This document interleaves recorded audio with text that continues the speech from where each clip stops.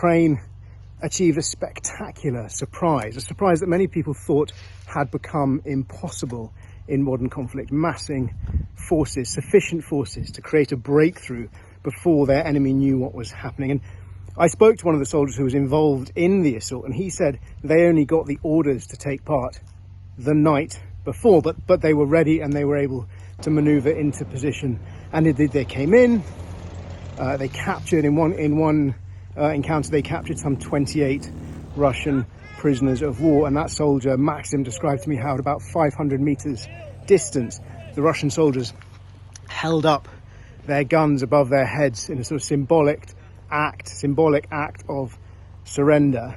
And their commander began shouting out, and Maksim engaged him and had this conversation, because of course that is the most fraught moment for soldiers trying to surrender, that moment when they decide not to fight. But he said they'd been pounded by Ukrainian artillery, and as they advanced onto that position, the Russian soldiers saw a Ukrainian tank bearing down on them with its barrel aimed at them.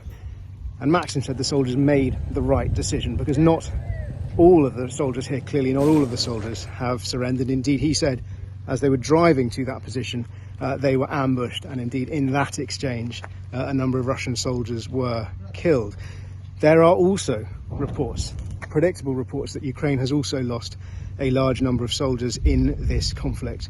Those reports both coming from Russia, we should take their figures with a pinch of salt, but also corroborated by soldiers who come back from the front line.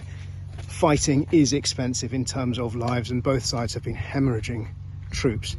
Ukraine has taken losses, and not only has it taken losses, it's been forced to move valuable resources into this conflict in order to give it the crucial advantage that has allowed it to take so much territory. But that has meant it's weakened itself elsewhere. Now, Ukraine says Russia is simultaneously weakening itself elsewhere as well, because Russia's been forced to bring forces off the front line in Donbass and in southern Kherson and bring them up here to try and contain this advance.